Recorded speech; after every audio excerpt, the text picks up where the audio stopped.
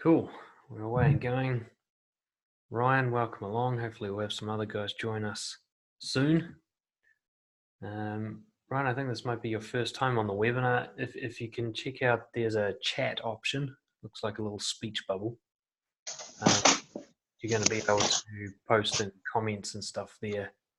Or grab my attention if you want to say anything. Cool. Cool. Oh yeah, cool. I can hear you. Awesome. I'll just mute you while I'm talking to stop the background noise, but you can jump in if you have any questions or anything as we go. Mm-hmm. Sweet. Okay, so today we're going to be talking about how to know if you're becoming more confident. And this comes from a question I got from a Brojo member. And I realized that this is one of the most difficult things in self-development. You can easily measure if you're making more money or if you're losing weight. You can even measure how well you're doing socially in certain, tangible ways, but measuring self-confidence is a much trickier one. And essentially, there is no set way to measure it. It's so subjective as a concept. But over the many years of doing this, I had to find a way, because that which, doesn't get measured doesn't change. So today we're going to be talking about that. We're going to be talking about what I've figured out in terms of how to measure yourself. And it's more about you creating your own system of measurement than it is about following mine. I mean, I'm certainly going to give you some tips, and I'm going to give you my opinions on what I consider to be the kind of hallmarks of confidence, the kind of milestones that you'll pass, or the achievements that will be undeniably confident to do. But ultimately, your confidence issues are yours alone. They're unique to you. Mine were around social anxiety and things like that. So there was a lot of social measurements required for me. I had to see myself do things socially that I'd never done before. If yours is around money, you're going to have to see things in your career that changes. If yours is around depression, you're going to have to see things in your mental health that changes, and so on. Everybody's got their things, and not everybody's the same. Not everyone has the same confidence issues. But I do believe there's some objectivity to this. I look out in the world and I get a sense of people being confident or not as a kind of black and white measure, and most people are not. There's kind of hallmarks, there's pieces of their behavior that I witness that tells me, they've still got a lot of work to do. And so anyway, I want to just sort of set the scene that this is mostly going to be quite opinionated on my part.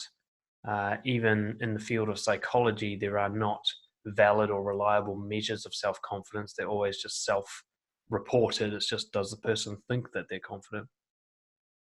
But maybe together we can design something that actually works. So we'll be starting by having a look at what is confidence, just a recap on it, because you have to know what it is to be able to measure it. We're going to talk a little bit about why it's important to measure it, and then we're going to look at using the 5 different areas of life that we focus on in Brojo as kind of foundations to begin measuring. So you can actually split your life out into different departments and measure how well you're doing in each of those, but with a particular focus on the internal, because confidence is what's happening inside you more than anything else. Then we're going to go through and break down each of those areas, the kind of hallmarks or the milestones that you might see if you're building confidence, and the things you can measure yourself against. Then we're going to finish off having a look at some journaling questions that you can ask yourself each day to help you measure confidence. Some tests that you can put yourself through, things that you'll only be able to do if your confidence has increased. And we'll kind of wrap it up there. So hopefully we'll get through all of that today. So starting with what is confidence, or the nature of confidence. Again, the key thing to understand here is it's subjective more than objective. Nobody else is really going to be able to tell you how confident you are, because nobody else knows what it's like to be inside you. They don't know what it feels like. They don't know what your principles and values are, and so they don't know how well you're living by them. They don't know how assertive your decision making is. They can get warning signs watching you, they can make judgments and assessments, but only you know for sure. I might be able to tell when someone is lying sometimes, but only they know how truthful they're being, because only they know the comparison between what's inside them and what's coming out, and so on. And confidence is very much like that. There are a lot of people out there who put on a great performance of looking confident. I see it all the time. But now that I know what to look for, I can see that it's faked, that it doesn't, it's brittle. It doesn't represent a deep inner strength. I mean, one thing in general, I found that truly confident people don't brag or boast or perform or try to impress other people. And so the people who are often pretending to be confident are doing all of those things. And it's kind of obvious you wouldn't do those things if you're really confident. So how other people perceive you is probably going to be inaccurate. They might be able to guesstimate, or someone like myself with some training and experience might be able to do a relatively accurate judgment, but even so, it's only you who knows for sure. And that's what I want to help you with today, is to define a system that you will be able to measure yourself with, and it won't involve anybody else. And it's really important to emphasize that difference between inner confidence, what I might call true confidence, and projected outer confidence, which is often fake. So someone will often be seen as confident simply because they're extroverted or dominant, but these could actually be the warning signs of deep insecurities. For example, particularly dominant, aggressive people are usually, very insecure about the concept of control. They are trying to be controlling as much as possible. So that so-called confidence you see in them is actually a coping mechanism for a deep and, unmoderated insecurity that's still deeply owned by their problems. And then there also might be the opposite. There might be someone quietly sitting in the corner. You might judge them as shy, introverted, lacking in confidence. And yet what you're really seeing is someone who just does not give a fuck what anyone thinks about them and feels no need to put on a performance, which is true inner confidence. So it's important to understand that when you look out in the world and you see everybody else, you're not really seeing how confident they are. You might see a show that they're putting on, but so often that show can be the opposite of what's true. And so you can't really rely on other people. You'd be amazed once you actually start investigating how full of shit most people are. The performance they put on, you'll know it because you do it yourself. Most people do. But they do it without realizing everyone else is doing it too. They'll be surrounded by a group of people and they go, oh my God, I've got to pretend to be confident because everybody else is, without realizing those other people are also thinking the exact same thing and engaging in their particular performance to cope with it. There's a range of measures of confidence. Most people rely on what I call competence confidence, which is confidence is based on how good you are at something or how good you are at things in general. So most people who appear to be confident, it's conditional. It's conditional on them being good at something. For example, somebody might appear to be confident in the workplace because they're very experienced and very good at their job. And that's where their confidence comes from. If you were to take them out of there and put them in a new field where they're the beginner and they don't know what they're doing, that confidence would be shattered. Or they might be a particularly good-looking athlete, or they might be really socially skilled in some sort of natural way, and it's all based on that. If you were to take that away from them, the confidence wouldn't last. It's conditional. So that conditional competence-based confidence, it's not that it's wrong, it's that it's only one aspect of it. Yes, building your skill sets in all areas of life is critical to confidence. Part of confidence is a trust in yourself to handle things in the future. And the best way to build that trust is to constantly be learning and upskilling.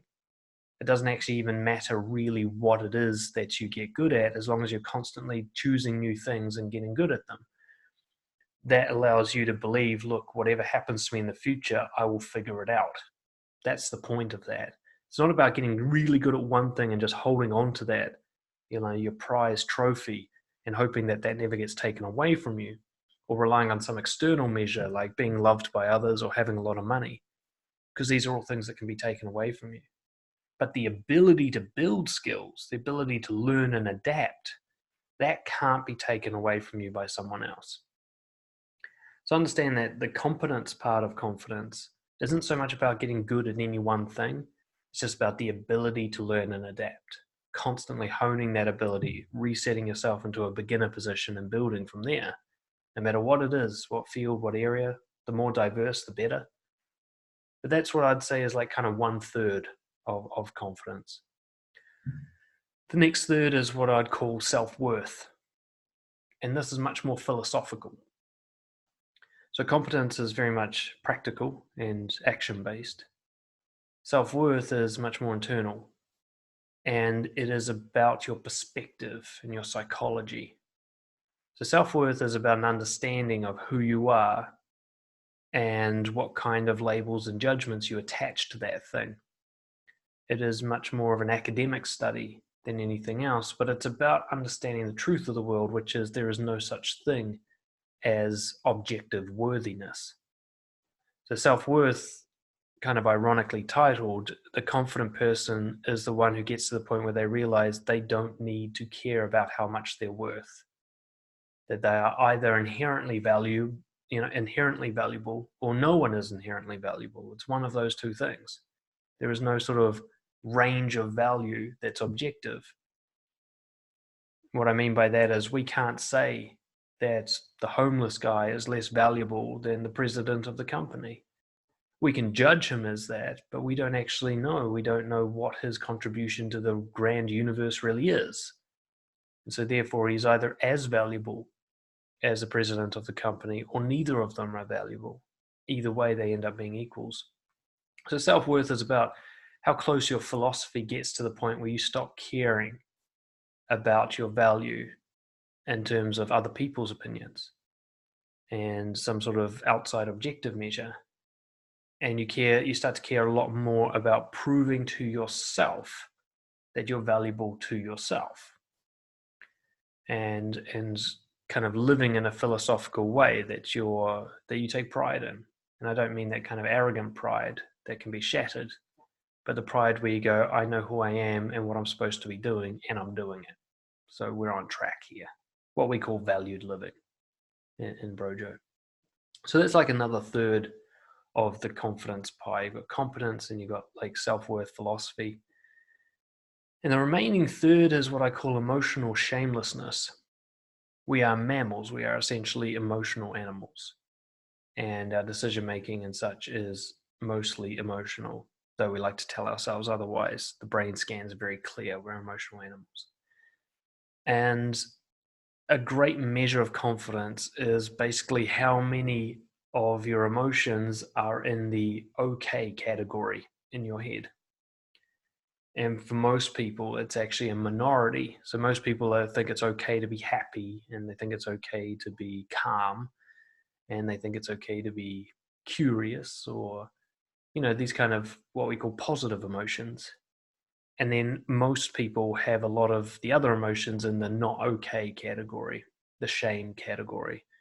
They might think it's not okay to be angry, or it's not okay to be sad, it's not okay to be disgusted or confused or afraid or anxious or depressed or whatever. There's a whole list. And your confidence can be directly correlated to how many are in that list. The more emotions you have in that list of shame, the less confident you are. It's kind of as simple as that. And the reason I focus in on emotions more than anything else is because there is emotion behind every moment of every day. You're always feeling something. It's not always strong. Sometimes it's subtle, but there's no such thing as not feeling anything. Even apathy itself is an emotional state, and how ashamed you are of having that is a factor. So basically, if you get someone where no matter what they're feeling, they're okay with it, you have a confident person, especially when that transfers out as well, and they're okay with other people feeling anything. They don't try to manage or control other people's emotions. They don't people please or dominate or manipulate. They just let people feel whatever they're going to feel, and they let themselves feel whatever they're going to feel. They see each emotion as helpful, and they put it to use. They kind of maximize it.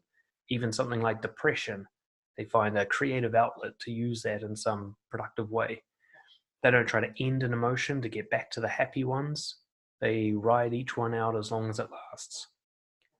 So emotional shamelessness is the kind of the remaining piece of the pie, in my opinion. If you can get all your emotions into the okay category, you don't do anything to fight them, they don't overwhelm you or cause you to excuse like poor behavior. You can still manage your behavior in a valued way, no matter what you're feeling. Even if you're outraged, you still do the right thing, so to speak. Then you've got kind of the whole pie there: emotional shamelessness, self-worth, philosophy, and competence, and ability to trust yourself. The key thing when we come to measuring confidence is to understand that the behavioral aspect is the most important. Don't make the mistake on measuring how you feel. Now, I'm not contradicting what I said before about emotional shamelessness. Measuring how you react to emotions is an important part of measuring confidence, but you may not feel confident all the time, but that is not actually the measure of how confident you are. Confidence is much more about the management of your behavior. See, a confident person doesn't feel good all the time, but they do manage their behavior better than most others. That's the only real comparable measure. And it's still very subjective, but if, for example, whenever I get sad, I become dishonest and my value is honesty, then my dishonest behavior is the measurable. Because I'm ashamed of my sadness, for example, I react with a behavior that I'm not proud of, a behavior that breaches my integrity, a behavior that's designed to please other people and, protect my vulnerable insecurities, as opposed to exposing them and taking risks. So when it comes to measuring your confidence, everything must be focused on what you did and comparing what you did to certain measures and principles. And I see so many of my clients consider themselves to be failures because they didn't feel confident on a particular day, and they just kind of give up. Like, I was anxious again today, so I must not be confident. I give up. Without realizing, no, you're on top of things. Anxiety is a normal emotion to have. It's every emotion can be had under the umbrella of confidence. A confident person can be anxious and depressed and angry and sad and happy and excited and apathetic. They can have all of those, disgusted, bored, everything. It's not about how you feel. That being said, there is what you might call a confident feeling, which is kind of like a baseline of self-worth more than anything else. It's not so much an emotional state like one of those clouds that pass through the sky of your mind. It's not a temporal thing. It's more a deeper sense of trust. It's more like a relationship with yourself. The feeling of confidence, it's not an emotion as much as it is a kind of deep-seated belief system where I'm the kind of person I want to be. I'm living the way I know I should be. I trust myself to handle shit in the future. I got this. I don't want to be anybody else. I like being this person. That's the kind of, when I say feeling confident, that's what I'm talking about. It's deeper than emotion. It's more like a set of beliefs of certainty around the world. Like the certainty you have in gravity, you just know it's real. But you're going to have a wave of like sort of more surface level emotion happening on top of that, and it's not measurable. In fact, the more shameless you are about all those emotions, the more you're okay with them happening, the more likely it is that you're building inner confidence. But when it comes to measuring confidence, forget how you felt today.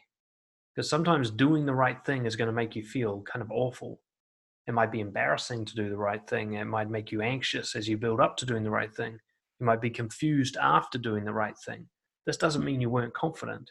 You're just having emotional reactions. That's normal. It's called being a human. So I know I'm really overemphasizing this point, but I have to. Do not measure how you feel or even your thoughts. Measure what you do against your principles. And this is where the subjective nature of confidence measurement comes in, is that You have to measure your behavior against your principles. Nobody else can design that system for you because nobody knows what your true principles or values are. And nobody knows how well your behavior aligned with them, but you do, or at least you can try to measure it. So I can't give you my system for measuring confidence, though I'm going to give you some examples that might relate to you. Ultimately, it has to be your system. Now, as if it wasn't sort of obvious, the importance of measurement. Active journaling is critical. Your self-image constantly updates, so progress is impossible to measure without taking some sort of objectivity to it. You know, if you're trying to lose weight and your only measurement is to look in the mirror every day, unless you're dropping many kgs per week, you're not going to see a change because your brain actually kind of takes a photo of itself. You know, it takes a photo of you every day and updates its file on what you look like. So you're not going to see a difference. You're not going to have that comparison. You'll just be constantly looking at the latest version of yourself with nothing to compare it to. And that's why if you really want to see your body change, you have to take a before and after photo because your brain won't be able to do that. And it's the same with confidence. You're not going to be able to accurately remember how confident you are because you're going to still have problems even when you become more confident. You're still going to have painful emotions when you become more confident. It'll feel like you haven't really changed. But your behavior will be undeniable. If 3 months ago you couldn't talk to a stranger, and then today your biggest problem is you are only able to talk to 5 strangers, that's a huge improvement. It's a huge progress in courage. So your brain won't remember that. If you're not measuring it, your brain will just think, oh, I wasn't able to talk to 5 people today. I could only talk to 4. I'm such a loser. You know, because your brain's always trying to get you to go back to comfort. But if you look at the facts, you're like, well, actually, I'm significantly doing much better than I was 3 months ago. It's undeniable. It doesn't matter how I feel. The proof's right there. Can't deny it. Just like you can't deny weight loss when measuring on scales or using a tape measure around your belly. If the centimeters are going down, it's working. Case closed. Doesn't matter how you feel about it. You know, and that's why you really have to quantify confidence. It has to be something that can be put into numbers, and you'll see the numbers change, and the change in those numbers will be a somewhat accurate measure of an increase or decrease in confidence. And that's why you got to focus on behavior, because feelings and thoughts can't really be quantified. They're just too difficult to measure in such a way. But behavior can be. You know when you did something. You write it down. You know how much of it you did. You know how that compares to the last time you tried to do it. It's very measurable. And so not only is confidence really about your behavior, the measurement's about your behavior as well. So one of the key elements is you have to be able to translate your core values into actions, you know, and set yourself up with a baseline measurement that you're going to compare yourself to as you move forward in the future. Just like you might take your baseline weight, you need to take your baseline confidence, and it needs to be based on what you can and can't do right now. Key significant behaviors that you know are directly related to your values.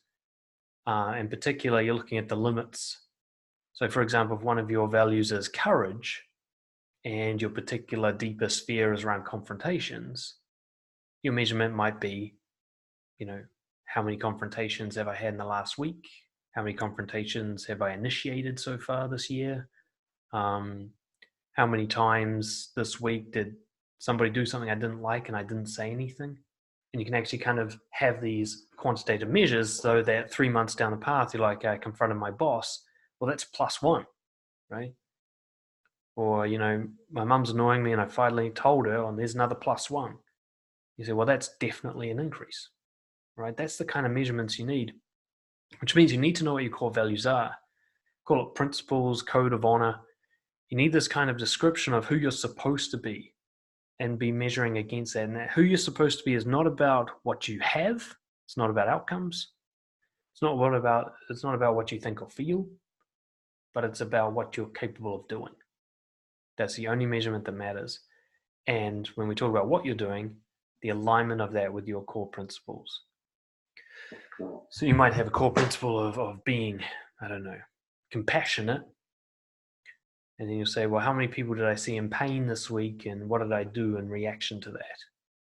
Was I compassionate in my reaction, or did I ignore them or do something else instead? And then that gives you that baseline, you know. So that's one of the first things. If you haven't already done the Brojo Core Values course, get onto that so that you have something to start with in terms of a baseline measurement. Okay. Remember, as I'll keep emphasizing, it's not about how you feel. So let's move on to getting a bit more practical with this around the 5 areas of life. So in Brojo, we've got health and fitness, you got wealth or career, whatever you want to call that, relationships, social, psychology, and what we call mission, which is kind of like purpose and meaning. And so each of these areas are kind of like the different facets of life where your confidence can be measured. You can kind of compartmentalize the measurement. You know, how well are you doing according to your values? How well is your behavior going with health and fitness, your career, relationships, so on, compared to how you want it to be going? And remember, this isn't about outcomes. So even if we look at health, this isn't about how much weight you've lost, but how much exercise you did, or how disciplined you were in creating nutritious meals. When you look at, say, wealth in your career, it's not about how much money you have or how successful you are by other people's standards. More like, how bold were you to go for the promotion, or, you know, how often are you upskilling yourself with training, or how much work did you do this week on starting your own business on the side, and so on. So each of these sort of 5 areas of life, you'll have specific things you know that, hey, if this thing changes, I must be getting more confident because I'm too scared to do it right now, or I'm too fucked up to do it right now. So progress or change in behavior in that area would be undeniable improvement. And we'll talk about these in a bit more detail. One of the things I want to emphasize, I did an article a while back called The Rock versus the Kite. And if any of you guys want to check that out, just let me know. And what I talk about in that is essentially the rock is the thing that stays solid on the ground, and the kite is the thing that flies around changing a lot in the air. And the kite needs to be tied to the rock, or otherwise the kite floats away. And what this means is if you're building your confidence, it can be helpful to just choose 1 or 2 particularly weak areas in your life and focus on those, while the other ones you just kind of maintain, keep the status quo, and they're the rock. So let's say, you're doing all right with your health and your career, and you're reading self-development books, psychology is going all right, but your social life sucks, right? In that case, I'd just maintain health, career, and psychology, and I'd be doing the big deliberate actions, the kind of the hard work in the social area. That's where I'd be mostly measuring and mostly taking deliberate kind of comfort zone pushing actions. So that would be my kite, but I'd have this kind of rock of stability. People who try to change everything in their life all at the same time usually just crash and burn. It's too much change for the brain to handle, too many new neurons to be, neural pathways to be built, and your desire for comfort will just become a raging torrent in your head and eventually drive you back to zero. Whereas if you're just taking these brief kind of like vacations into discomfort and then coming back and healing in the comfortable status quo, not only are you going to be able to sustain that for much longer, but the beautiful part about inner confidence is it doesn't really matter where you work on it as long as you're working on it. So it doesn't matter which area you choose as long as you're regularly getting uncomfortable in that area and pushing your boundaries and living by your values very deliberately and so on. That will benefit all the areas. Like a great example of that for me was, I kept my career status quo while I was working on, God, I've got something in my throat. Kept my career status quo while I was working on my social life. And I remember this one, I've told this story before. This one weekend I went out and I went up to this absolutely gorgeous girl. She was like a foot taller than me, totally intimidating, and didn't speak English. And I went and talked to her and, expressed attraction to her and stuff, and had a great little chat with her. And afterwards, I just remember feeling so brave, like, wow, I can talk to a girl like that finally. early that next week, I went in and I confronted my boss's boss, a very high level person, and kind of told him off. And afterwards, I realized that going up to that girl had been such an act of courage that my baseline of courage had come up, and now I could also confront my boss without even having to focus on my career. I'd been able to develop a skill that was transferable. And so that's the key here. It doesn't really matter what area you focus on, as long as A, it's the weakest area, the one that's bringing your life down the most. And B, you're doing general confidence work in that area. You're not just trying to get outcomes. You're working on the deep inner stuff. You're working on living more by your values. So it isn't just about like getting the girl. It's about being more courageous and honest, because that will apply everywhere. It'll make everywhere easier to do that. Yeah. Cool. So let's get into what I've got as kind of milestones. So that was covering the basic fundamentals of designing your own measurement. Okay. You have core values and you measure your behavior against that in a key area of life that you need to work on. That one's pretty straightforward. What I want to give you now is kind of some milestones that will tell you, yes, I've crossed the line into officially confident now. And this is very opinionated for me because there is no really solid science behind this. But I'm somebody who's been working in the field of confidence building for over a decade now. I do kind of know what I'm talking about, at least a little bit. Okay. So these are some of the things that I have seen either in myself or in others that I believe are undeniable measures of confidence, that if a person is doing this, that they are at least confident in this area of life. And if you're doing stuff like this in all the areas of your life, then you can consider yourself a generally confident person. Like you're on track and you just got to keep doing what you're doing. Okay, let's start with health. One key measure is that you can clearly see that you're able to do things that you once thought were impossible. And that the concept of impossibility has kind of been removed from the health area of your life. For example, you might have thought it was impossible to never eat sugar, and now you never eat sugar. You might have thought it was impossible to work out every single day, and now you work out every single day. You might have thought it was impossible to run a marathon, and now you're doing competitive marathon running. This is the kind of thing where you see, like, there was once upon a time where I was so lacking in confidence, I couldn't even believe that this was possible. And now you're clearly doing it. Okay. Jade, welcome along, mate. So this can actually be applied to a lot of the different areas of life. But when it comes to health, there's a lot of things that you won't take good care of your health because you label it as impossible. And if that label has since changed because of your courageous actions and so forth, then you know that there's been an improvement. Sorry, I got a bit distracted there, someone coming in and out. Another good measure of health is what I call the 80-20 principle, and this is about nutrition, and that is 80% or more of what you eat is healthy by scientific standards. Now, one of the reasons I consider this to be a measure is because food is so often a coping mechanism for people, in particular unhealthy food. So often people use unhealthy food to numb their emotions and they'll treat it like a drug. And if you've got that under wraps, if you're in control of that, if you're managing your emotions in a healthier way and you're not using sugar or fried food or alcohol and drugs to numb emotion, then that's a really positive sign in terms of emotional shamelessness, like we talked about before. So if you can really clearly, if you're really in control of what goes into your body, and I do not mean obsessively in control like an anorexic or one of those like fitness psychopaths who, just all they think about is every single calorie and so on. I'm not talking about that.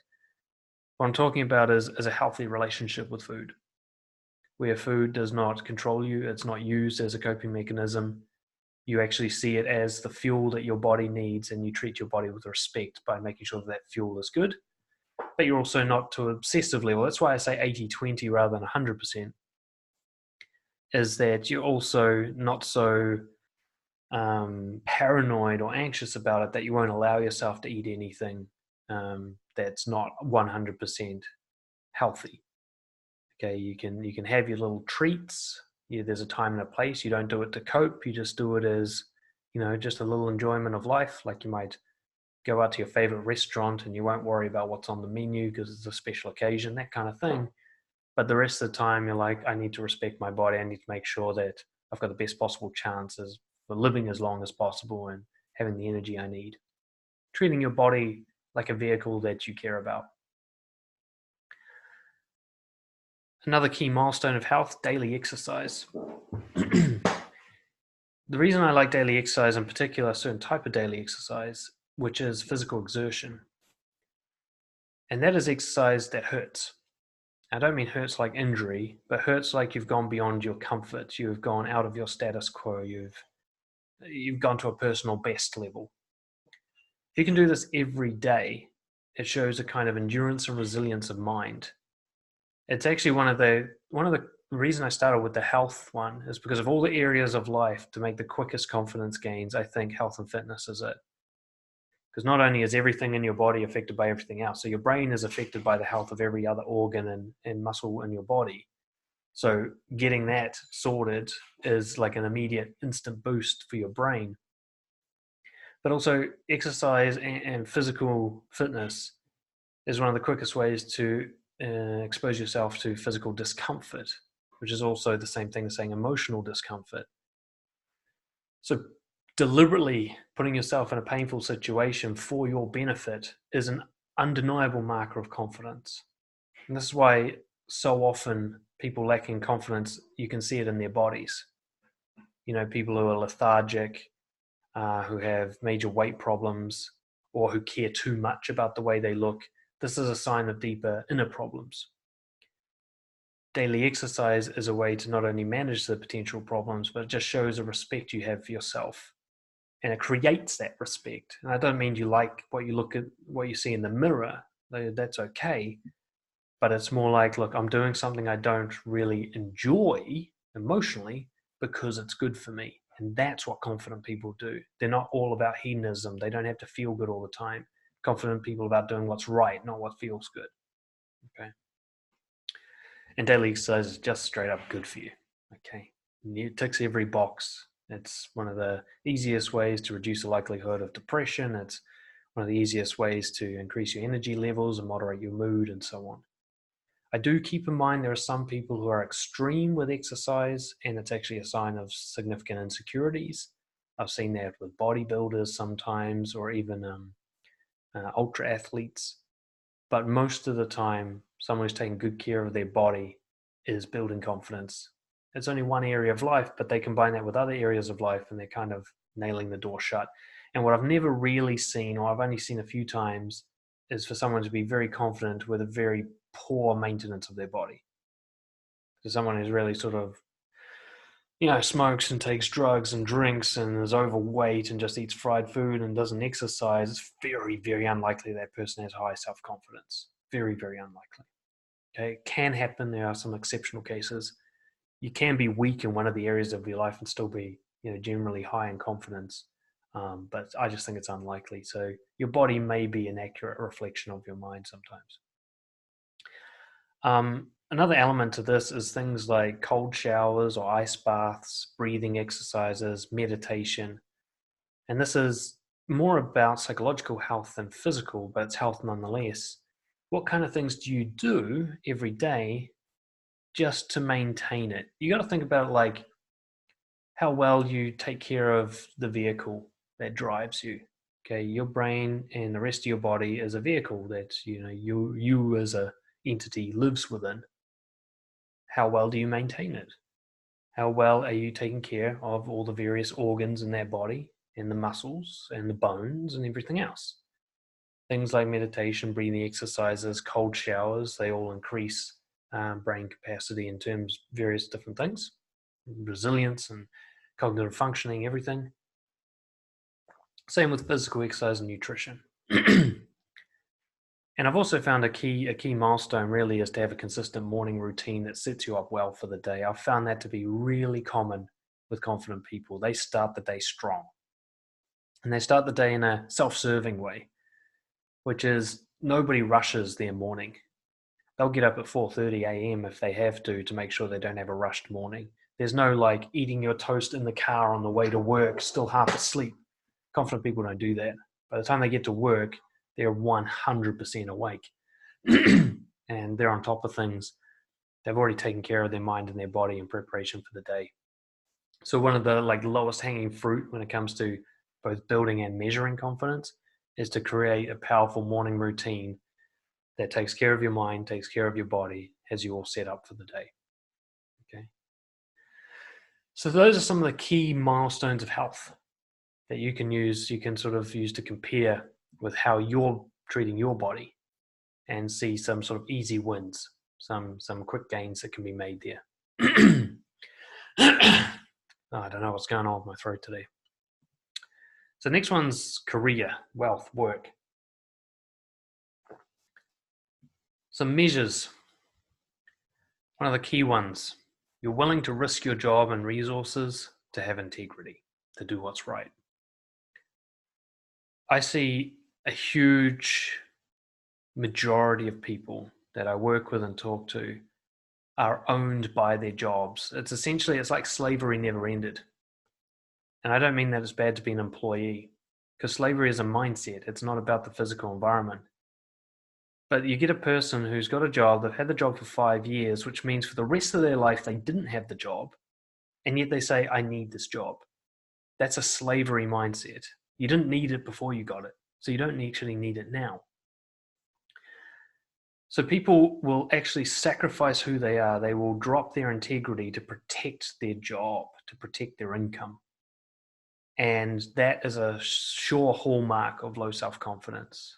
It means something external owns you and you've allowed it to be in control of your decision making. You've allowed it to make you dishonest or to disrespect yourself or to, be irresponsible or whatever it is that breaches your values. So there's different ways to measure this, but one of the best ways to measure this is in confrontation and honesty. Are you willing to have confrontations in the workplace that put you at risk? Or at least you think they do. Are you willing to tell your boss to stop talking to you like that? Or are you willing to tell the gossipy person in the office what happened this weekend and so on? I don't mean being reckless necessarily, but I do mean proof that you have a mindset, look, if me being myself is not right for this job, then I'll leave this job. Rather than I need this job, I'll sacrifice who I am to keep it. And there's key ways to measure that. Any difference in behavior that you engage in the workplace that's, is different from how you are outside of work is one of the warning things to look at. It's one of the warning signs. Confident people will not let a job own them. Okay, they are willing to walk away from anything that demands a sacrifice of their integrity. So, like I said, there's various ways to measure that. But if you're like, oh my God, I can't risk it, then that's one of your areas of weakness in terms of confidence. Another one in the career space is you constantly see yourself as a student with endless capacity for improvement, not as an expert or not as somebody who is broken and can't be fixed, but someone who's constantly fluid, constantly changing. This will be measured by you constantly exploring new training options, upskilling yourself, reading books, doing workshops, applying for promotions, looking at whatever is going on in your current career situation. Ask yourself what needs to be improved and then working on that. And behaving with a sense of faith in yourself, a sense like, if I just keep working on myself, things will keep getting better. And that's a never ending thing. I can just keep doing that. I can keep improving my situation by constantly building and rebuilding the thing that is me. It's also one of the key fundamentals of wealth creation is essentially you just make you more and more valuable as either an employee or as an entrepreneur delivering a product or service. You just keep improving you as the product. If you've gone stale, if it's been a year since you last deliberately initiated a new training course for yourself, or put yourself through any form of education, or you've had promotion opportunities and you pass them up because you just don't think you're good enough, that kind of thing, there's some signs that you're really lacking confidence and some key behaviors you could change to increase that confidence. Another key milestone in the career space is either you're already in your dream job or you're building towards it. There's a clear plan and you're taking action on that plan. Okay. If you're working in a job you hate and you are not taking any daily or weekly actions to improve that situation towards a clear goal, that's a confidence problem. You're stuck in the safety, comfort rut. You're taking something you hate in order to avoid change and discomfort. You don't have to already be living the dream to be confident. Remember, confidence has nothing to do with outcomes. It has nothing to do with what you have. It's all about what you do. So somebody could be in the depths of poverty, working 3 separate jobs, barely getting any sleep, but they've got a plan. This is building up to this other thing, which will educate them towards this other thing, and then they can finally do this other thing, and they're working on it. This is all going somewhere. It isn't just a dream in their head. It's a step-by-step plan that they're following. They're on a mission. That is what confident people are like. It's not about how well they're doing by other people's standards, but how well they're doing according to their own movement on their own plan, right? Now, somebody might even have a job that is, or a business that is deemed successful by others. They might be rolling in wealth or have some sort of high profile position, like being a doctor, for example, or politician. And everybody else is saying, aren't they doing well? But the person themselves doesn't feel challenged. They're not working towards anything. This isn't the dream. They would quit if they got paid $1 million. So it's not really about anything but money. That person is not actually confident in their career. Okay, they're safe. They're kind of riding the easy wave. I did this for a lot of my life where, because I have a natural academic talent, which is nothing for me to take pride in, it's just my family's genetics. I coasted through university and I coasted through academic-based jobs. People would look at me and think I'm doing well, but I wasn't doing well. I was coasting. That's not confident. Confident people don't coast. They deliberately struggle against challenge. They find challenges and struggle against them. And it wasn't until I started doing that that I actually could say I was confident in my career. The rest of the time, I was essentially just lucky. Another key one with career is how, not strictly, but how consistently you live by the hell yes versus hell no principle. How much in your career is kind of mediocre? It's just a half in, half out, non-committal, half-hearted, whatever you want to call it. Because all those areas of life is where your confidence is dying. Hell yes and hell no means you go all in. Like if you're going to go for the promotion, you make it so that they have to reject you with, like they have to forcefully reject you. Like if you're going to go for a promotion, you really work for it. You present your case strongly. You swing for the fence. You go down in a blaze of glory if you're going to go down. Not you sort of half-heartedly, tentatively, make sure not to burn your bridges, nice and safe. Not that approach. That's what unconfident people do. If you're going to start your own business, you start your own business. You go all in, you announce it to people, you're trying your best, you're approaching people, potential clients, you're doing all this courageous stuff, you're fucking anxious most of the time because of how scary it is. You go all in. And if the business fails, that doesn't mean you're lacking confidence. The person who lacks in confidence is the person who's been putting off starting their business for 4 years because the time isn't right and they don't have enough money and blah, blah, blah, right?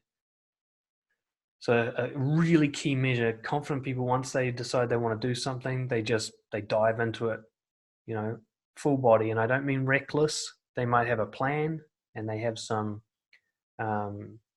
backup plans for when it goes wrong or if it goes wrong, but they're not really prepared for it to go wrong. They're treating it as if this is the last attempt. They're going to go all in or die.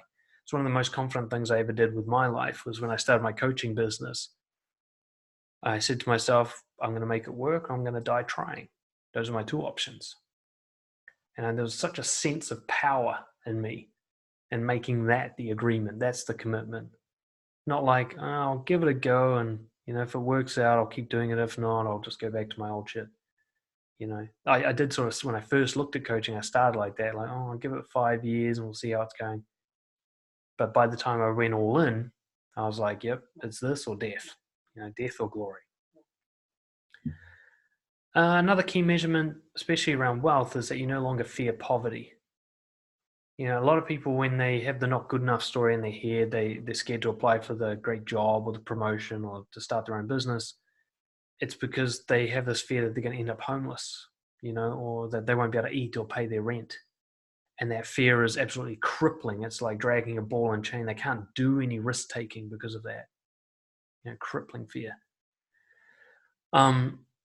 And a key measure of confidence is where you're so capable of solving problems in your career that you put yourself through so many risks and come out the other side and solved the problems that those risks created, that you know that poverty is just never going to happen for you because you'll figure it out.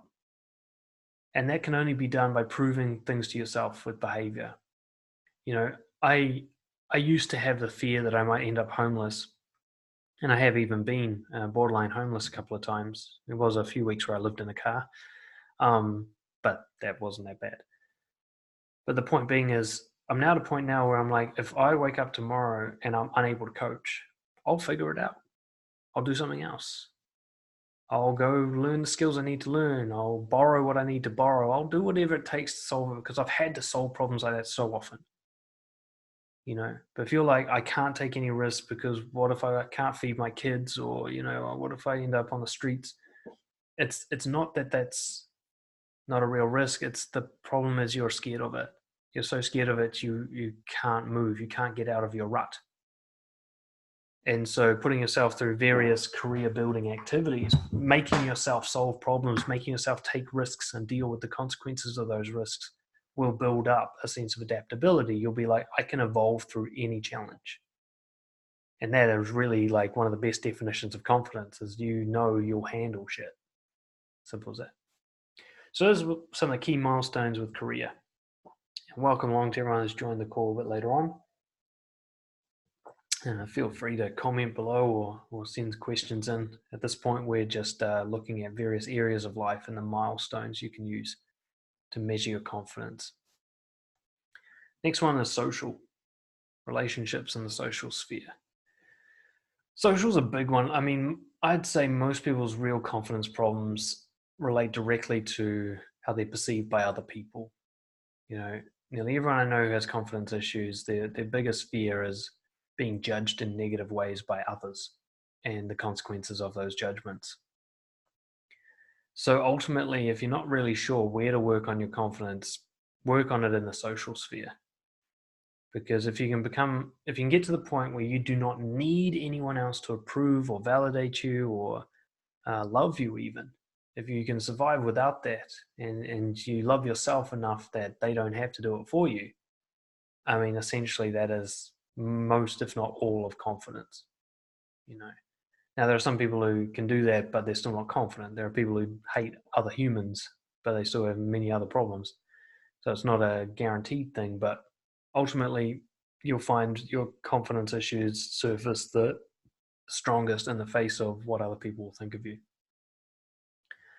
So a key measure is when you care more about your opinion of yourself than others, than what others think. It's a milestone that I think you should look at it as like Mount Everest, and that's putting your flag on the top. How do you get to the point where your opinion of yourself is more important to you than anybody else's? Not your partners, not the authority figures, not celebrities, not the girls you like, nothing. Nobody's opinion of you is more important to you than your opinion of yourself. And this isn't about arrogance, where you're like, I love myself no matter what anybody else thinks. It's more of an opinion based in the measurements we're talking about, where you've earned self-respect. Okay. And this is actually the measure, this is actually the process to build that. If you are deliberately taking actions every day with the sole purpose of building respect for yourself, eventually you'll feel that kind of the level of importance you attach to other people's opinions diminish. If somebody says, oh, you're doing that wrong, you're like, actually, no, I've already measured this today. and I'm doing it right. You can't understand because you don't know what I'm doing, but trust me, I'm doing this right. So actually, you can keep that to yourself. I've already got this. And most people do the opposite. They're constantly trying to seek positive opinions from other people. And that is the worst loop to get into, because then you're basically going up to other people and go, here, have my confidence, do whatever you want with it. It's totally leaving your confidence up to the fate, the whims of preferences of other people. It's like basing your confidence on the weather. Like if it's sunny, I'm a good person. If it rains, I suck. I mean, you're completely powerless in that situation. Christian asked, how do you contrast in your opinion of yourself versus feedback received from other people? Key element to this. Did you seek out that feedback? Is this feedback coming from an expert, a person that you've chosen deliberately to give you a outside perspective on a key area that you're working on? Because that's different to other people just giving you bullshit. One of the worst things to measure in terms of your confidence would be unsolicited feedback from other people. So if someone tells you what they think of you and you didn't ask, that is the least relevant piece of information you could ever use to measure yourself. Because that person isn't doing it for you. They've got an agenda. Now, somebody wants to give you feedback to help you, will ask permission. They'll say, look, I can see something I think you're doing wrong. Do you want me to tell you about it? And they'll respect a no, because they're not trying to control you. They're trying to help. But anyone who doesn't give you the option of saying no is not trying to help you. They're trying to control you. When it comes to seeking feedback from others, make sure it's very specific and it isn't generalized. So for example, if I'm trying to build my coaching business, I might go to a business mentor and say, this is my business plan. What are your thoughts? Because your business runs the way I want my business to run. I don't want opinions on anything else about myself, just your expert opinion on this business plan. That's feedback. Or I might go to a dance instructor. Look, I'm struggling to keep in time. There's something wrong with my steps. Can you tell me what it is? Don't tell me how good I am as a person or how well I should run my business or how healthy I am, just my dance steps. That's feedback. And somebody goes, oh, you should try and do this and you should do less of that. And you didn't ask. And they're not an expert that you sought the opinion of or paid for the opinion of because of their expertise. Then it must be dismissed. Because this is one of the key elements I learned in building my social confidence. Other people's feedback on you is not about you. It's not. It's about them. What they're really saying is, I'd like to control you because that makes me feel better about myself. And that's all they're ever saying. Even if they say like, oh, you're too fat or you need to talk louder, what they're really saying is, I'm trying to control you because that makes me feel better about myself. That's the only thing they're ever saying.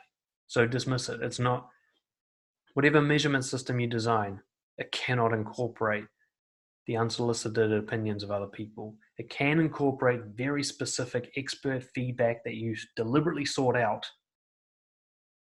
In fact, it probably, it shouldn't be your measurement of confidence, but it can be something that guides you. When you come to measuring your own self-worth, it should never include even expert feedback. The expert feedback can just guide you and hone you in your actions. So I might get expert feedback on, I'm going up, I'm talking to new people, but they always seem to be kind of repelled by me. Can you watch me do it and give me some feedback? But their feedback won't be like, oh, okay, well, they said I'm doing it wrong, so I'm a bad person. Their feedback is only just to help me adjust my behavior. When I go home and journal, I don't say anything about what they said about my behavior. I just said what I did and how well that aligned with my values. So I hope that answers the question, but this is a key question. Because if your confidence measurement system is at all reliant on the opinions of others, it's completely flawed. You may as well rely on the weather. That's how subjective and biased and irrelevant it is. Okay. And just always keep that key thing in mind. When someone gives you feedback, did I ask them? And if the answer is no, then why the fuck are they doing it? It can't be because of my benefit, because I didn't ask. Right? Cool. Okay, cool. The next one I've got is similar to in the career where you're willing to lose your job to maintain your integrity. In the social sphere, you're willing to lose friends to maintain your integrity. You might even be, in fact, the highest level of confidence, you're even willing to lose family or partner. That integrity is always top of the priority pyramid. Everybody else has to get in line with that. They have to be cool with it, or they're not allowed in to your little garden, you know? And this is, I think, one of the most undeniable measures. Will you be honest enough to lose a friend? Will you be honest enough so that your date doesn't like you anymore, even though you could easily say the thing that she would like, and so on? If you get to the point where you're actually going to miss out on outcomes and instant gratifications in order to have integrity, then you know you're a person of confidence, at least in that moment. Because that's really one of the key, undeniable general measures of confidence, as a person prioritizes their integrity.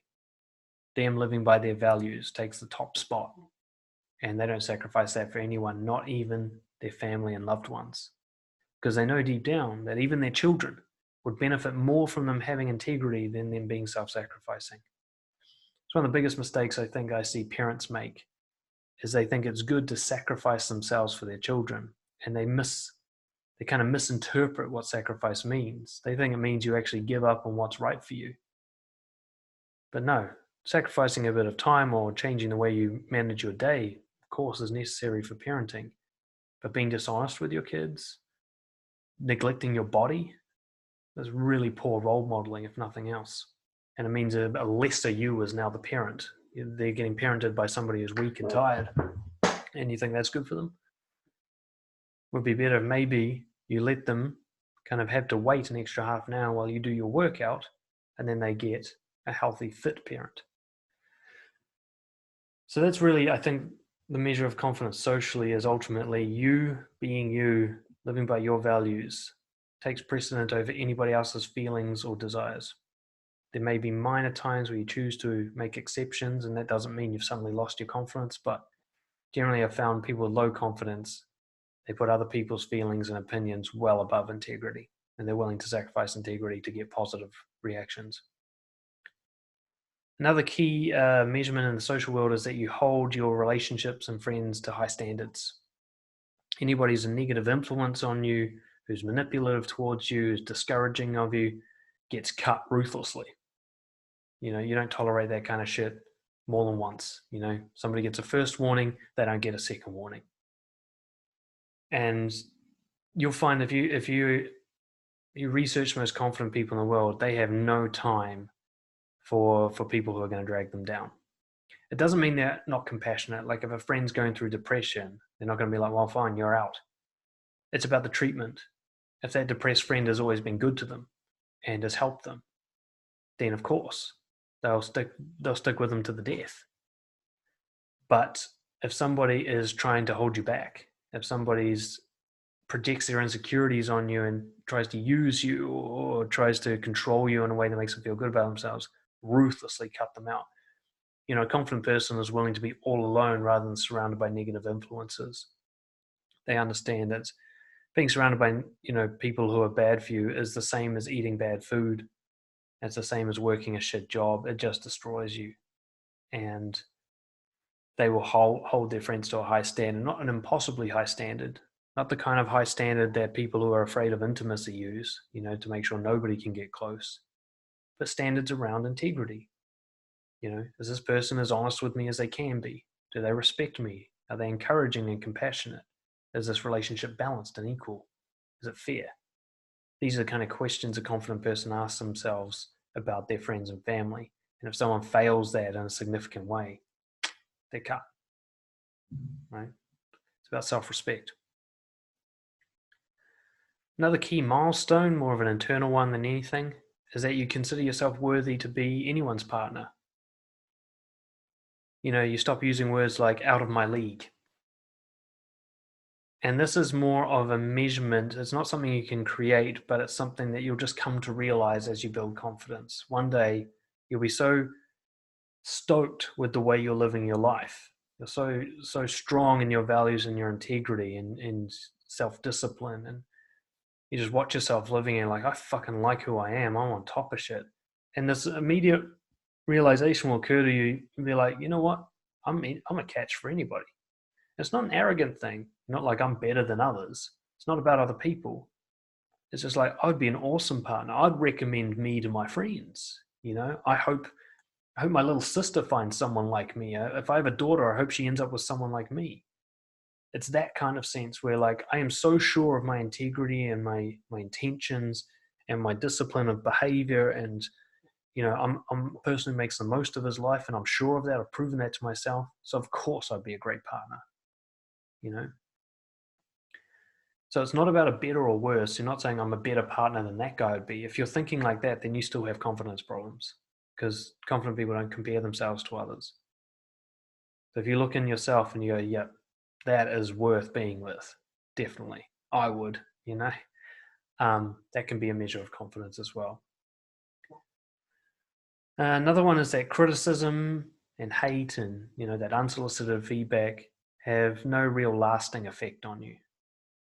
I've found even the most confident people can feel the first punch a little bit, unless you're someone like, I don't know, Jordan Peterson, who's exposed to it so often they're just numb to it.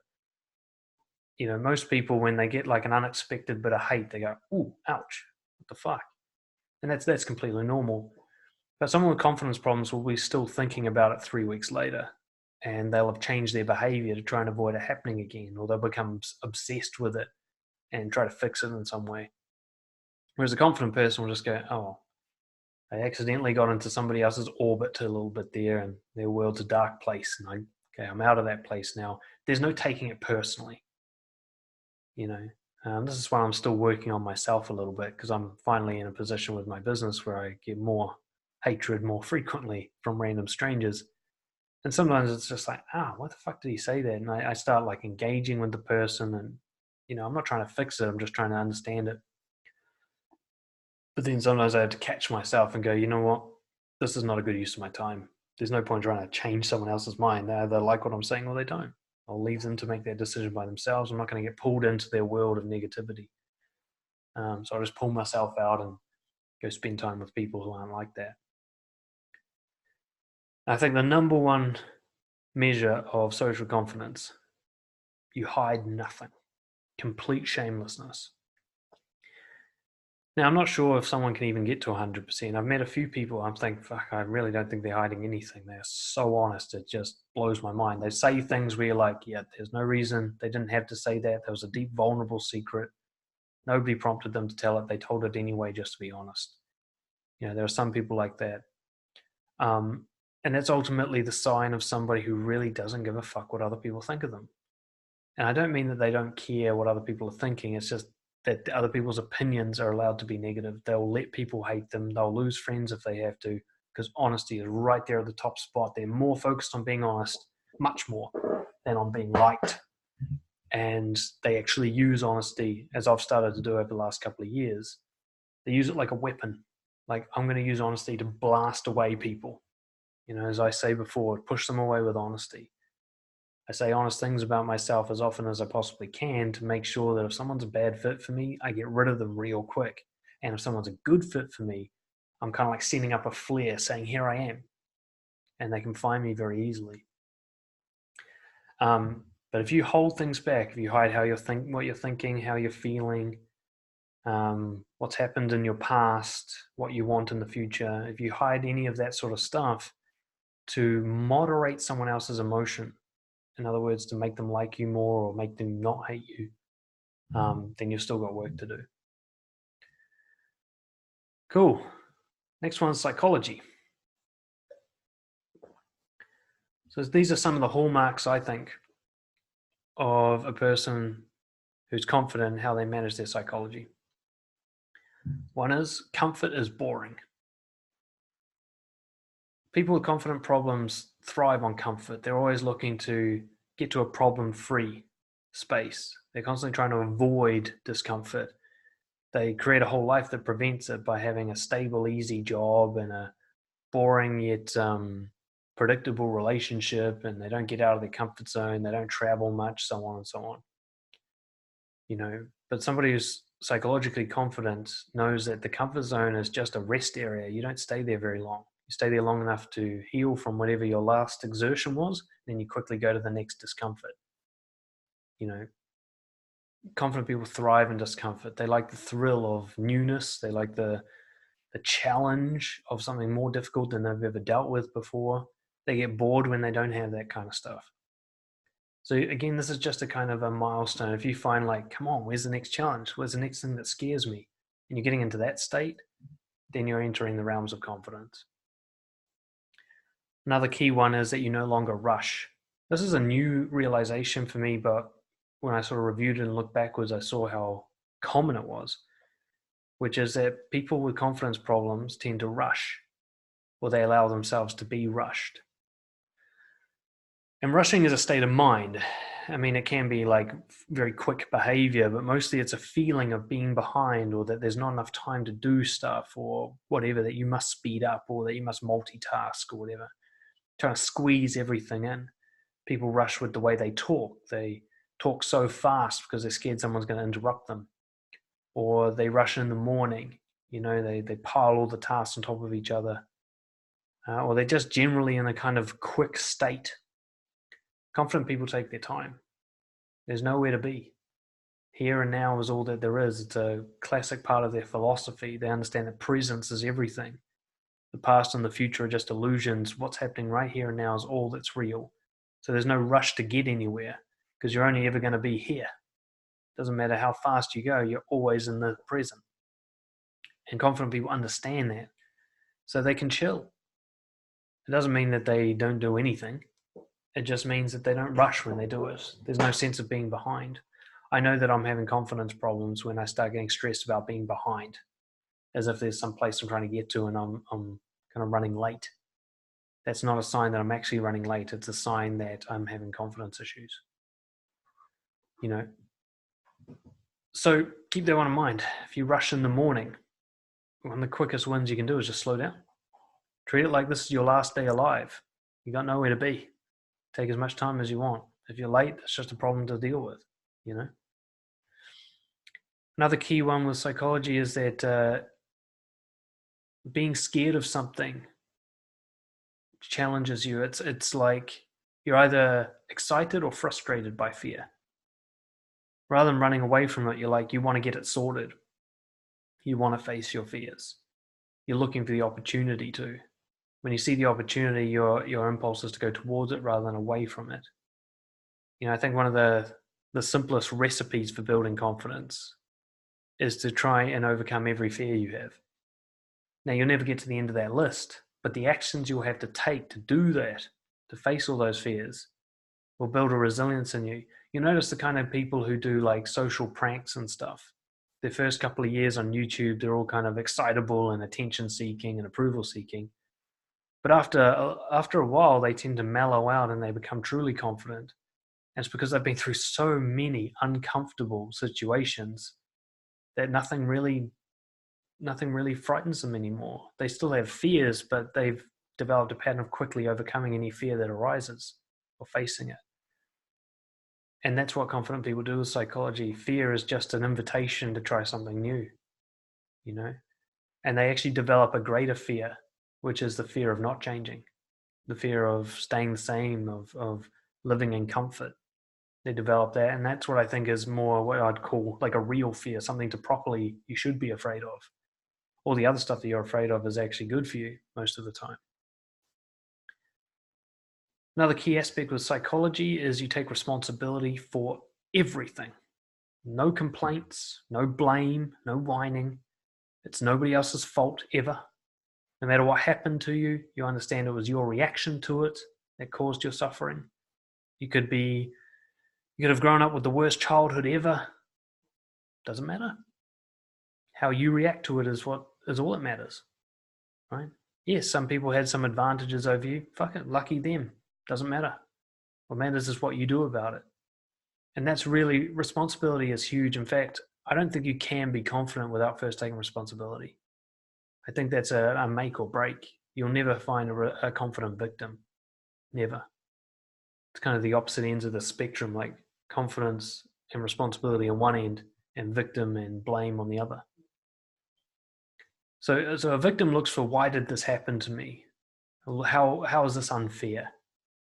A responsible person goes, okay, this happened, so what am I going to do about it? How do I turn this to my advantage? How do I make sure that I'm glad that this happened? Something awful happened to you. You immediately, you have your first reaction, which is always pain and stuff. That's normal. But then your second reaction, the one where you go, okay, how do I spin this my way? How do I make sure that I'm a better person because of this? How do I become anti-fragile? Where every time someone tries to hurt me, I become stronger. Or every time something goes wrong, I become stronger. Because confident people thrive with upsets.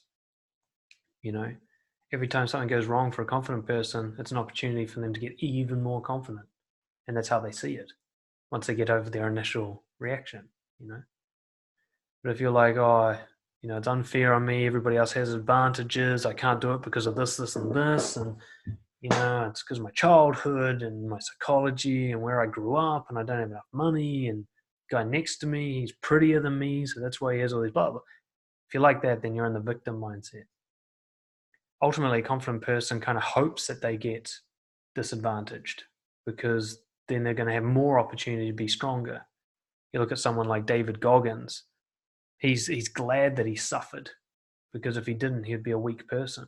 He understands that suffering is an opportunity, that people who have it easy often end up fragile and brittle, just like spoiled children are often unable to take care of themselves as adults. One that I've already mentioned before, but a key aspect of psychology, you treat all your emotions as equals. Doesn't matter how you feel, it's how you're going to feel right now. You don't try to change it. You just use it. You use it as a prompt. If you're frustrated, you know that means you need to solve a problem. If you're depressed, it means you need to be creative artistically and express yourself. If you're anxious, it means you need to go and overcome a fear. If you're happy, it means you need to share it with somebody. Every emotion is seen as important and relevant and helpful. There's no need to rush through it to get to another emotion. There's no emotions that need to be fixed. But you also know that there's good and bad ways to react to emotions. You can react to anger with violence, or you can react to anger with problem solving, courage, passion. There's lots of different ways you can react to anger. Some of them are unhelpful, but some of them are helpful, and your values will guide you on that. But trying to get away from anger is pointlessly saying that anger is bad or wrong. Anger is not bad or wrong. It's just a feeling. It's how you use that feeling, how you use that fuel. So confident people don't try to pretend to be happy all the time and try to squash their emotions. It's actually a key warning sign, especially with public figures.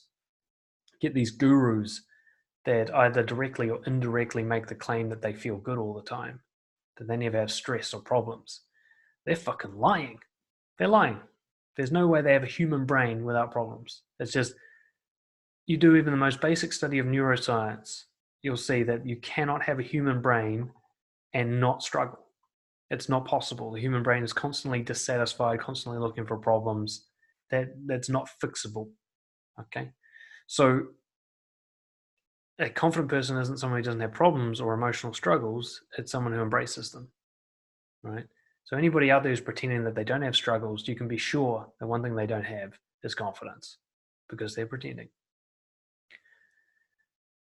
Another key milestone with psychology, again, it's one more that you just have to wait to get to rather than create, but the belief that nothing's really impossible, that if another human can do it, so can you.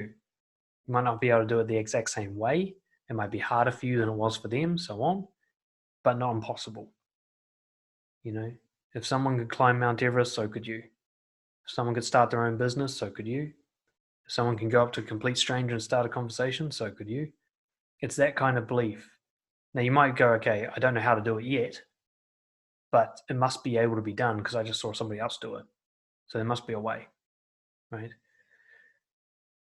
Quite often, unconfident people, they'll look at someone who's very successful by their standards and think that they're looking like another species, You might look at someone like, I don't know, Eminem, and you think like that level of success, I mean, how many lifetimes would I need to do that? That's, it's impossible. He's like, I couldn't even talk to him. He's not even human. It's kind of that kind of perspective, whereas a confident person goes, yeah, he must have followed a process. I wonder what that process is, So, okay, so what did he do? Okay, he got really good at a particular art skill. I could do that. He marketed himself well. I could learn how to do that. He made connections with people in the industry. I could do that. And they realized that just anybody that looks impossibly successful is just a process that you don't know yet, and one that you could learn and apply in your own way. unconfident people look at someone who's got what they want and just go, oh my God, they must have an advantage. There's no point in me even investigating that. And the final point I've got under psychology is that you're always a beginner. People who pretend to be confident often like to imply that they're expert, that there's no further learning required. But truly confident people are humble students. They know that they are always learning. In fact, they deliberately make sure that they're always learning. If you watch Impact Theory on YouTube with Tom Bellew, I can't remember how you pronounce his name. He interviews a lot of very genuinely confident people, and they've never stopped. You know, they're like at the very peak of success. They could easily just sit back and cruise for the rest of their life, but they don't. Like the last guy I saw him interview was the guy who brought David Goggins into the public limelight. And you know, this is a guy, he owned like 4 multi-million-dollar businesses. He had conquered like every world. And then he hired a Navy SEAL to come and train him because he didn't feel like he'd really hit his physical peak yet. I mean, he didn't need to do that. He could have just cruised. He was already revered by everybody who knew him as a super successful person. But that didn't matter to him. What mattered is like, what's the next thing I can learn? How do I get even better? You know, and that's how confident people think. They're always like, I'm never finished. There is no finish line. I'm just constantly improving because every improvement increases my confidence and my quality of life. And there's no end to that increase. Why would I stop? So that's psychology, and brings us to the last and final one,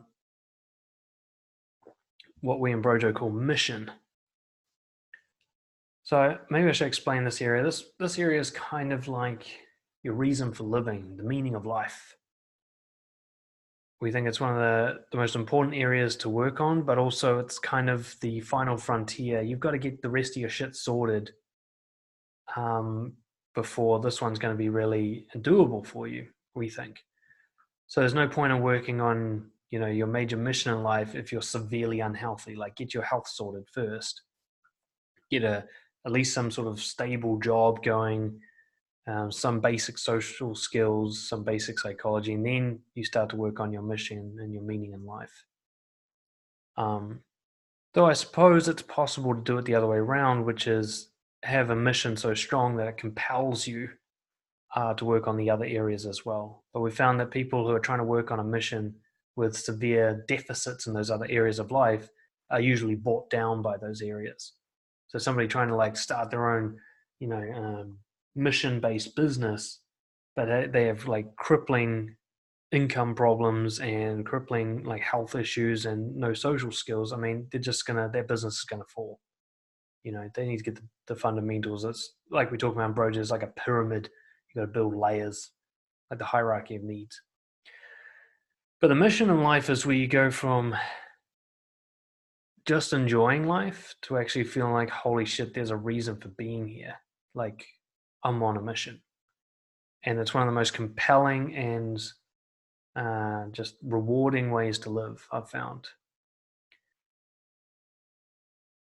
So here's some of the key milestones that you're on a mission, and it's building your confidence. One is that basically nothing in your life is done without purpose, done without any consideration of your integrity. Like if you're only staying in your shit job for the money, then you're lacking purpose. But if you're staying in a shit job because you're building capital to start your own business, which is going to change the world, that's different. You're doing something with a purpose there. Okay. You choose nothing based solely on fear and comfort when you're living by your mission. Everything serves the grand purpose. I got this great thing from Game of Thrones, actually, from the bad guy, Peter Baelish, in that movie. He was talking about, and he was being quite candid about his ambition to get onto the throne.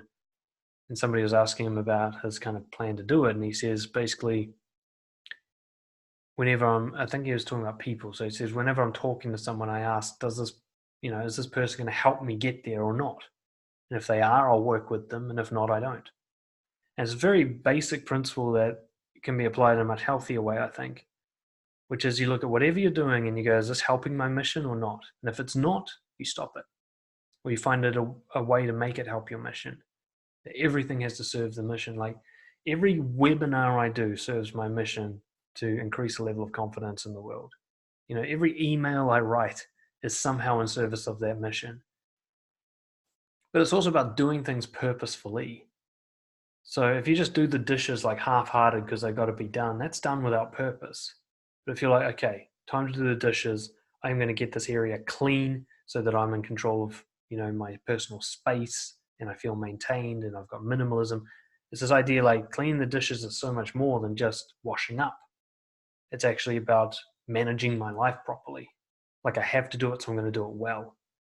And that's a key thing with people who are purposeful, is if there's anything they're forced to do, their values compel them to do it, then they do it well. They go all in on it.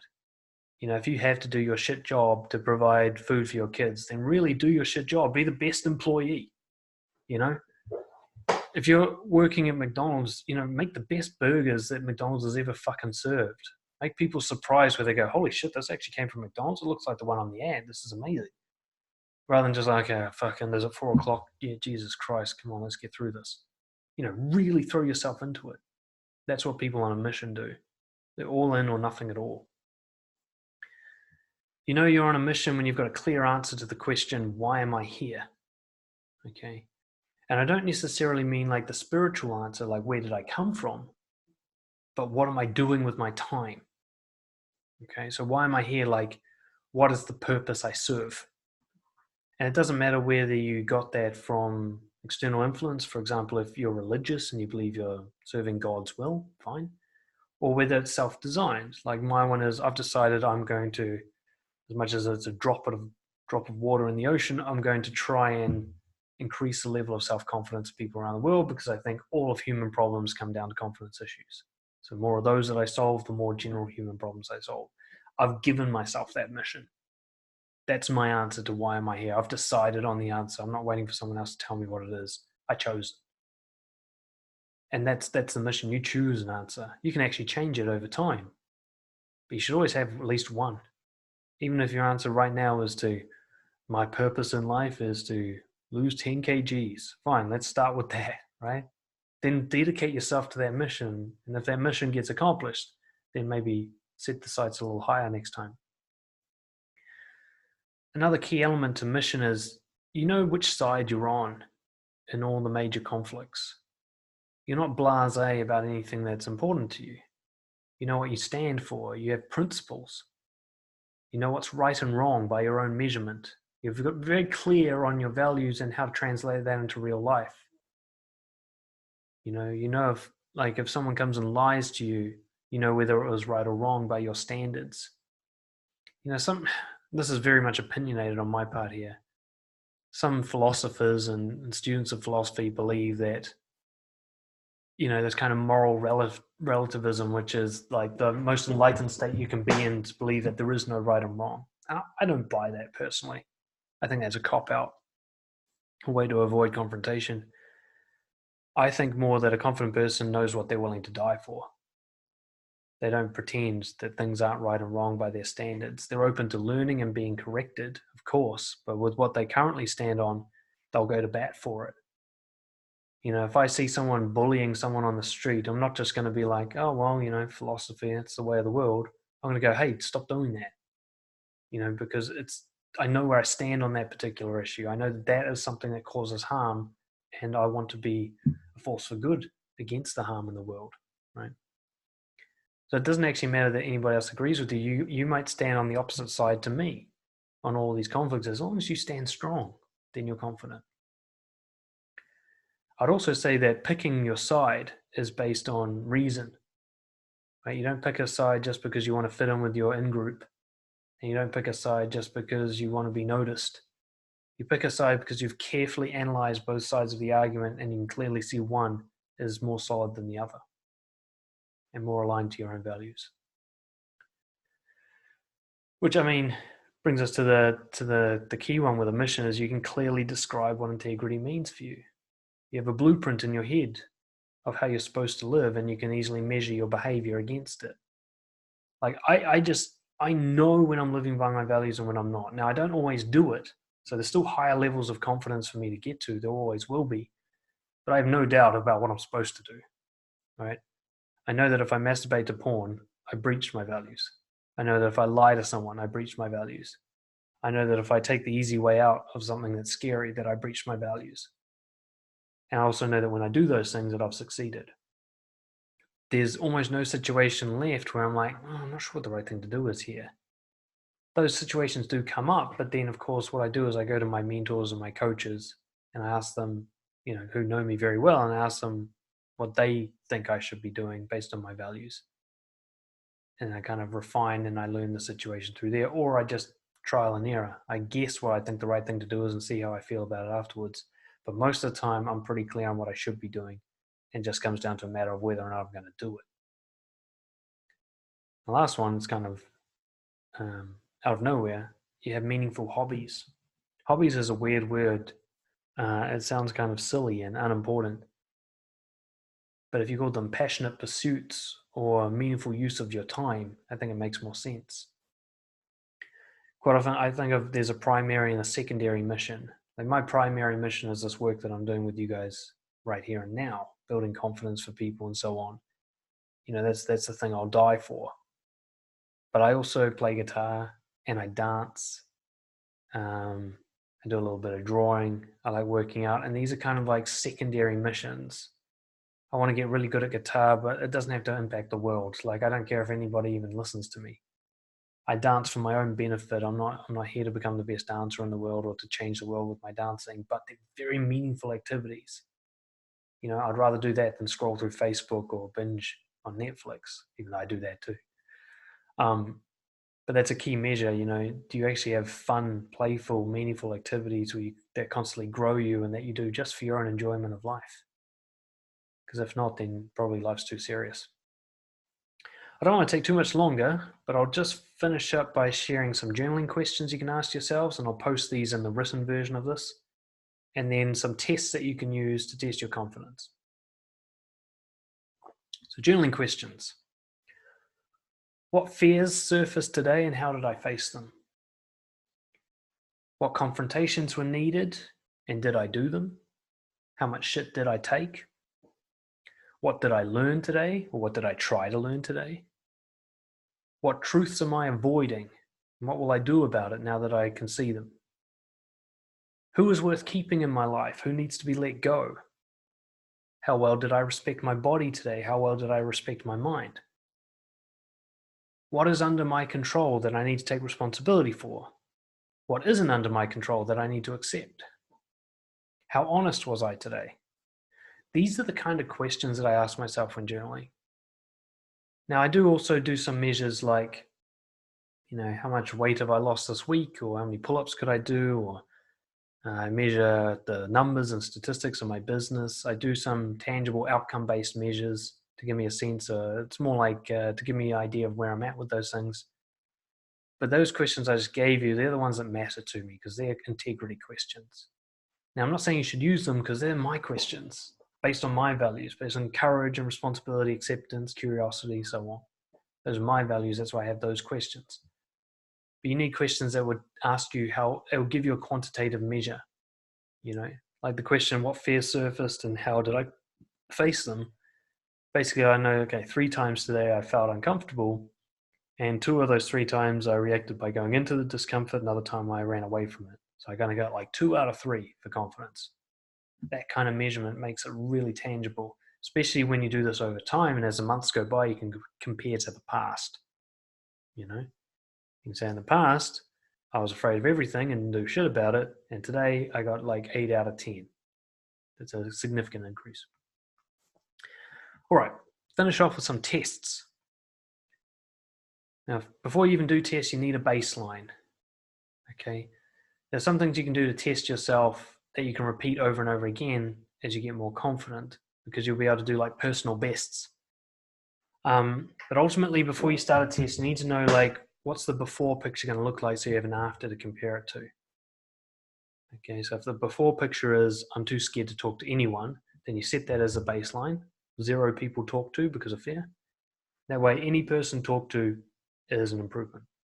And how you talk to them becomes another more qualitative measure afterwards. But essentially what you want to do, a test actually serves as a confidence building activity, not just a measurement. Is you can use tests to like crack open the next level of confidence. You want to kind of break your personal best, right? You might do this by searching for accomplishments that other people do if you can't think of your own. You know, I saw recently a guy in the Brojo community did stand-up comedy for the first time. Now, if any of you look at that and go, holy shit, that's scary, there you go. You got yourself a potential test. Could you do stand-up comedy? Could you just start by telling some jokes in front of anybody and so on and build up?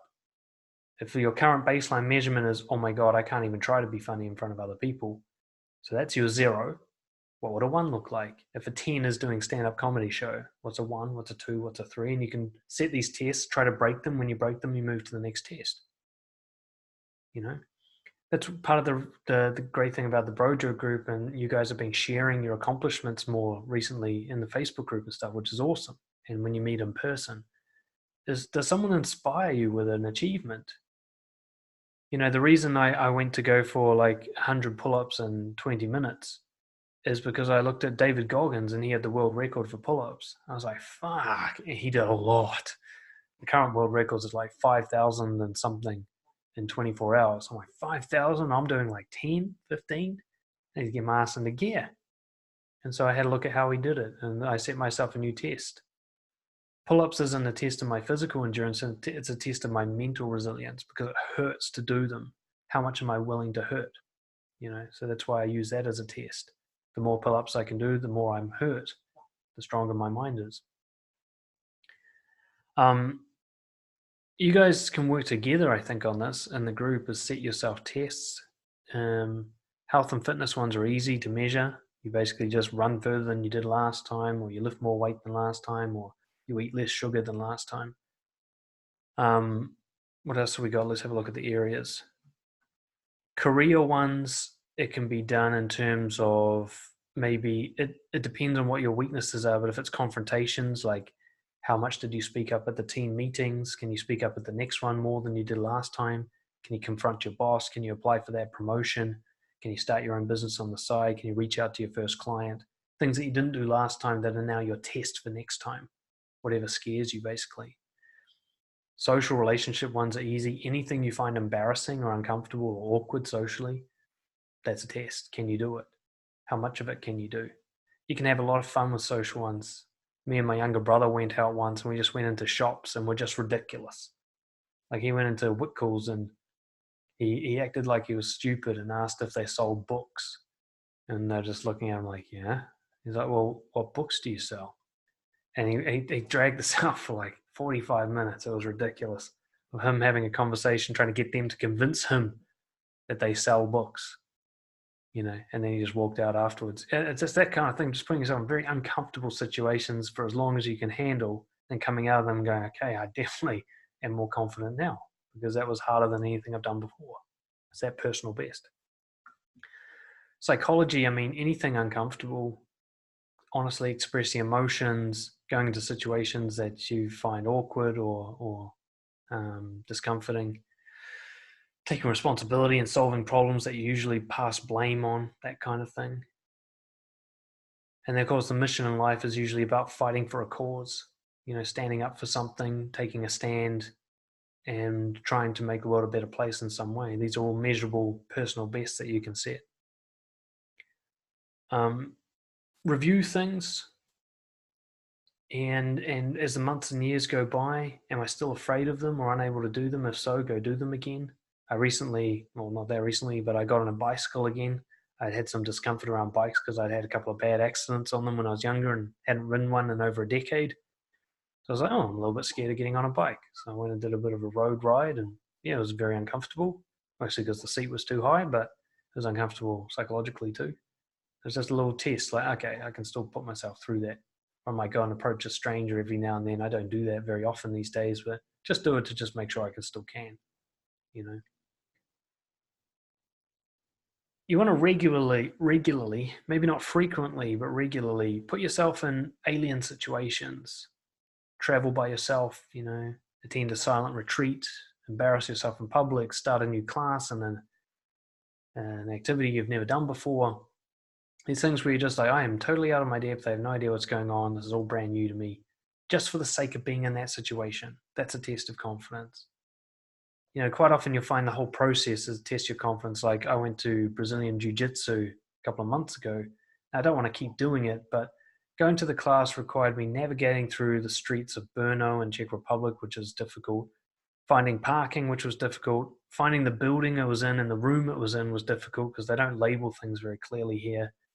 Then I had to go into a classroom where no one spoke English and try to introduce myself as a beginner and figure out what the hell I'm supposed to do as a beginner and whether or not I had to pay. Then I had to do the class, and I'm like definitely worse than everybody else there. And I had to spar with one guy, and he just kept tapping me out ridiculous. I don't think I beat him once. All of that whole process from driving there to driving home was difficult and uncomfortable for me, and it was a great test. It wasn't about being good at jiu-jitsu. It was about getting through all that discomfort when I just had this great urge to go home and just give up on it. Another way is just list all your fears, from general ones like abandonment through to specific ones like public speaking, and just see if you can scratch every one off the list by facing it. Put yourself in a situation where you have to do it, even to a minor level. Do one a week, one a day if you're feeling bold enough, but one a week is fine. You'll know that if you're constantly facing them, that you're not getting less confident. You'll know that for a fact. You must be developing your bravery. Or you can do the shame grid exercise, which is talked about in the Overcoming Shame course in the Brojo University, which is where you basically try to be a bit more honest each day about the things you're ashamed of until there's none left. That's a sure sign of increased honesty. Final thoughts. You got to understand confidence as a feeling comes and goes. It's unreliable. A lot of times you'll be being confident but not feeling it, because that's actually the price of confidence. You might be feeling anxious or confused or scared, but it's because you're doing something confident. So you're actually being confident in that moment. So let go of the feeling part of this, and even the thoughts. You might not have encouraging thoughts. The not good enough story might be raging through your mind. The fact is, actually, the more you try to be confident, the more these thoughts will come up at first, because your comfort zone is trying to pull you back in by scaring you off with these thoughts. So these thoughts are not a measure of failure, but success usually. It means you're pushing yourself. The thoughts and feelings are the last to change. Really, it's like losing weight. It's your belly fat that goes last. Thoughts and feelings becoming encouraging, the not good enough story going away, your emotional range becoming more stable. That's the last change to happen when it comes to building confidence. The behavior has to be focused on first, okay? And it's the only thing that can be measured. And the last note I'll leave is basically this: the less you feel like doing something, then the more confidence is required to do it. So the more reluctant you are to do something, the more important it is that you do it. Because you'll come to realize you don't need to be motivated to be confident. You don't have to feel like doing something. In fact, confidence is doing it when you don't feel like doing it. So the more of those situations you can rack up each day, the more sure you can be that your confidence is growing. Until one day, you not wanting to do something is actually a reason to do it. And then you've achieved very high confidence. Okay. Thanks for those of you who were able to come along. Jay, Christian, Ryan, thank you guys so much. Any thoughts, questions from you guys before we wrap it up? Chuck something in the comment box there.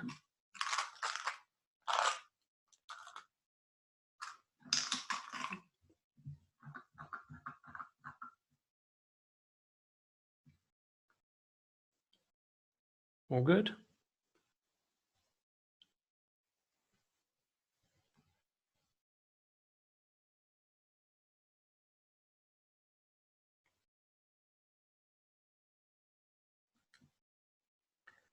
So Ryan says, how to stay confident if I've discovered an area I'd love to be in requires a university degree, but I'll need to save up to study it.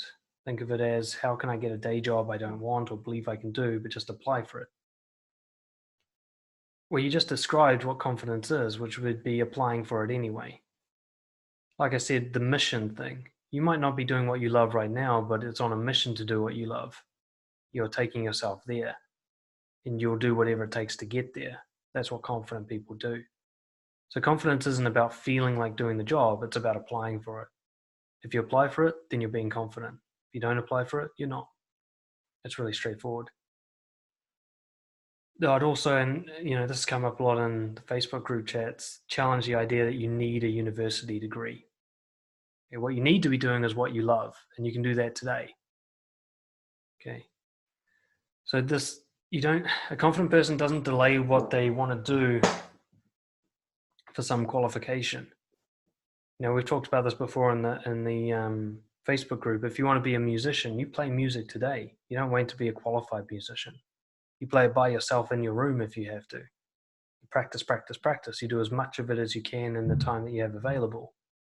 And the rest of the time, you're looking at how to improve how much you can do it and how satisfying it will be for you. But needing a degree, you don't. You can get one if you want. If you want to go down that route, fine. But nothing's stopping you from doing what you want to be doing right now, at least the small level that's available to you. But yeah, simple answer. If you're scared of applying for the job, but you want to do it to serve your grand mission, then apply for the job and you're being confident. That's it. Apply for the job like it's the last job you're ever going to get. Apply for it like you're going to die trying. Make it worth it.